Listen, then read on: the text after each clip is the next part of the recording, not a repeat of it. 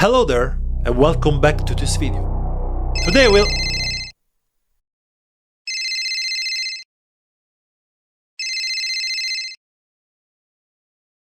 Yeah?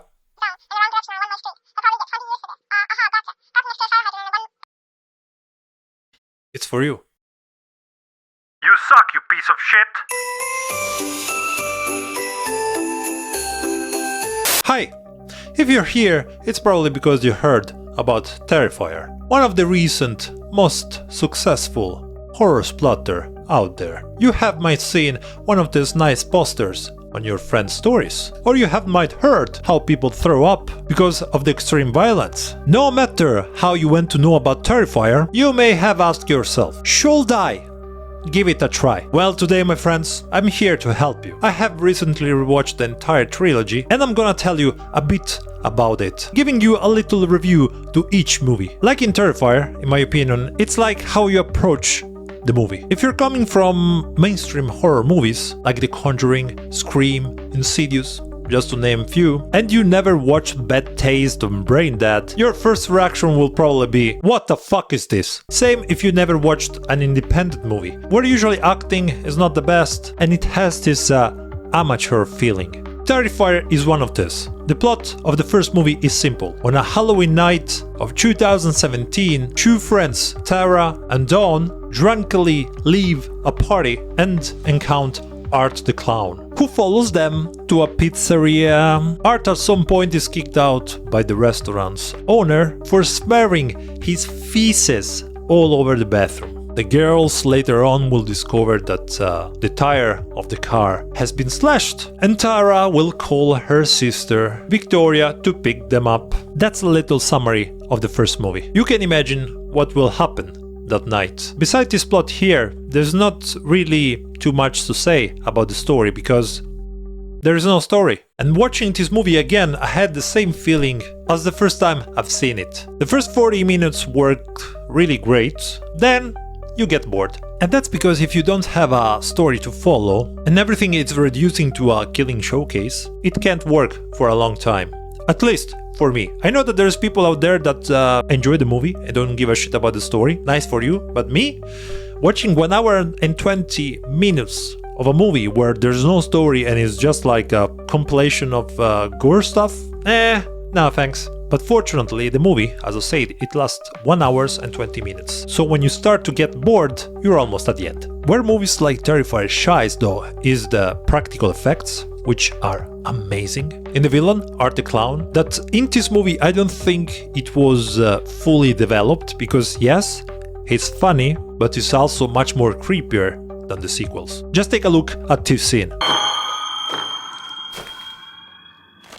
I have to admit that I love the soundtrack, a lot of synth, which I personally love and reminds me a lot of B-movies from the 80s. And the visual guys, the color grading they used for this movie, I love it. It's like teal and orange but so saturated and works perfectly. The movie though has a problem. It looks both cinematic and amateur. I don't know if that's have any sense, but it looks like, you know when you see those commercial spots? They look good, but you can see that it's not cinematic, you know? And with Terrifier is the same, it looks like an amateur movie that is hiding behind an amazing color grading. Still, beside this, I think it's a little miracle that they were able to film such a movie with just $35,000. For that reason, even if the story is lacking, even if it gets bored at some point, I will give it a solid 6 out of 10 for the effort. Movie that I think gets definitely better if you watch with your friends, where you can have fun, comment about the gore scenes without thinking too much about the story, because there's no one. Terrifier 2. Terrifier 2, compared to the first one, is a step ahead, but also is a step back. With the budget increased by 7 times compared to the previous movie, the movie has one of the best practical effects that I ever seen. And remember this, the previous movie already has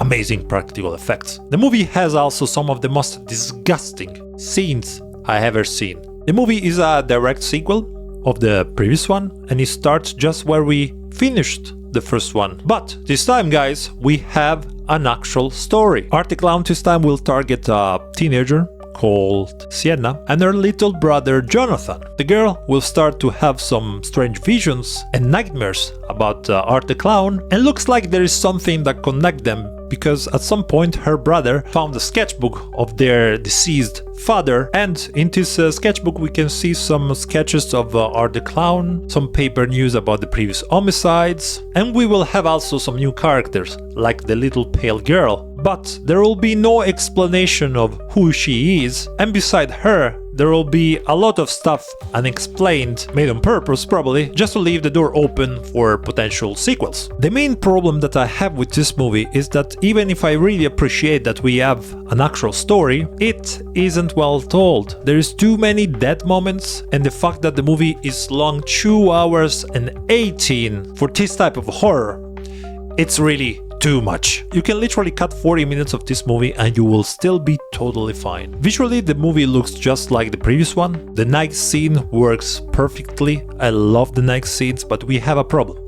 This time we have the daylight scenes and they don't look right. You know, usually when movies are shot in the daylights, they usually use grip tools, you know, those big wide things to cover the sun, to be able to do the right exposure and stuff like this. Well, I don't know if this movie use it or not, but some scenes look so overly exposed, if you know what I mean. I don't know if it's an artistic choice or not, but I honestly don't like it. Art the Clown in this movie is funnier than ever. The movie really shines when he's on the screen. And as I said, the gore splatter in this one is wild. The bedroom scene, guys, holy shit.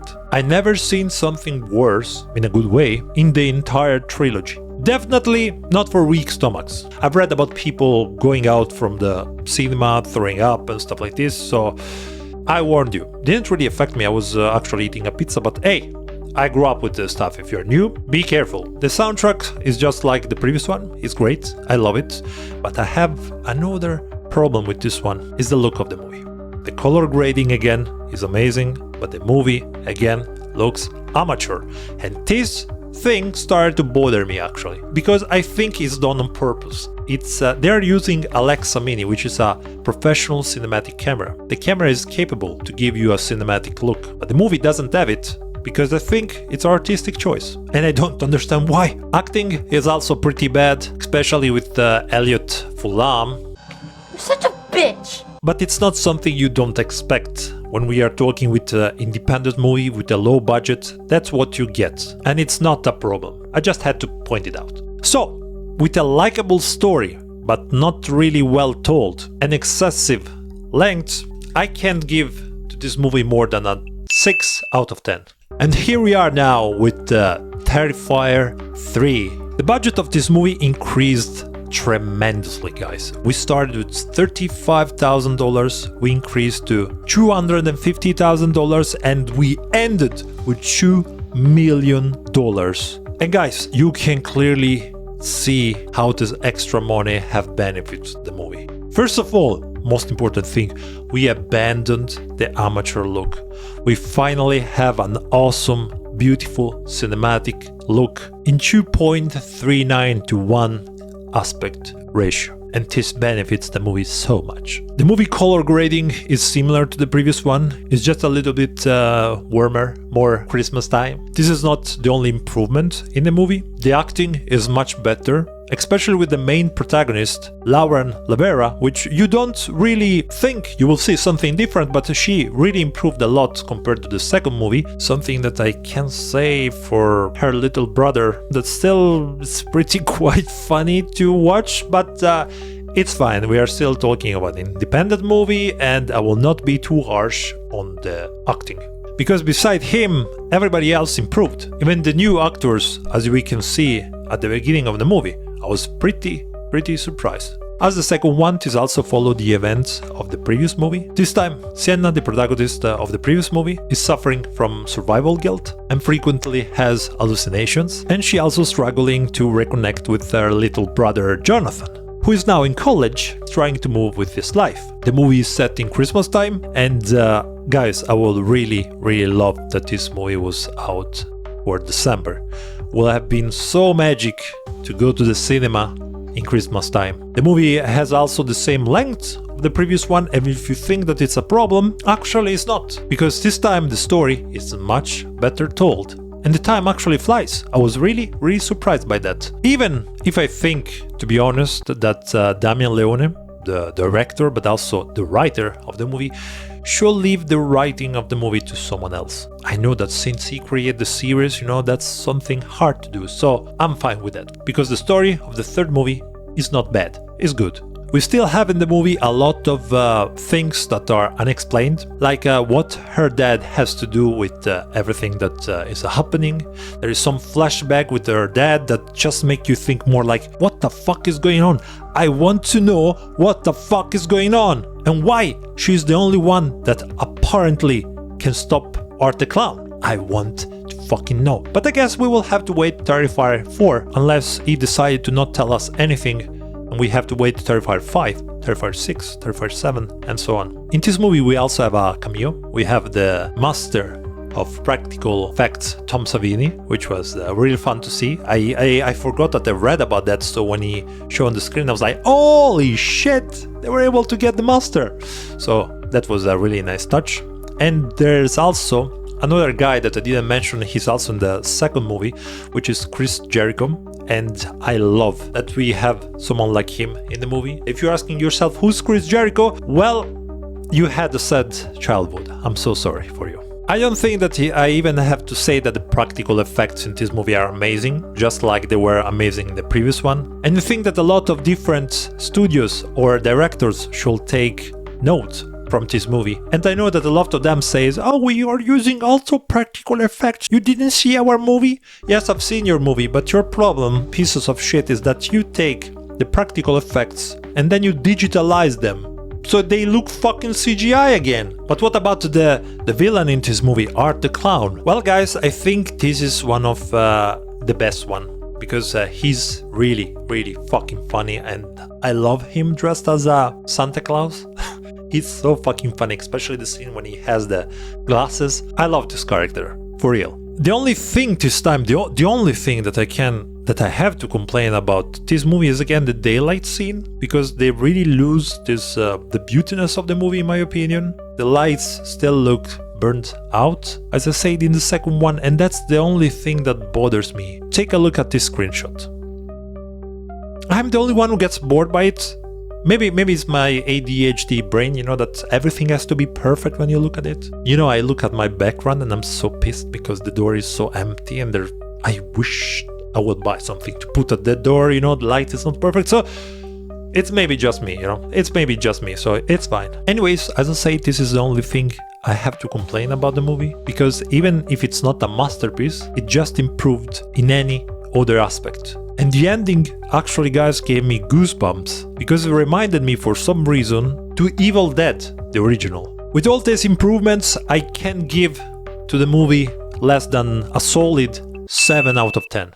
And that's all what I have to say to the Terrifier Trilogy. If you think that it was too low with the rating, well, I hate when people throw 9 out of 10, 10 out of 10 so easily nowadays, So you won't see me doing it on this channel. So again, if this is your first time watching movies like this, you have to approach it with an open mind and knowing his limits. If you do so, you will definitely have fun, especially if you watch it with some friends. This is all, you piece of shit. This is all, creatures of the night, and I hope to see you all in the next one. Cheers!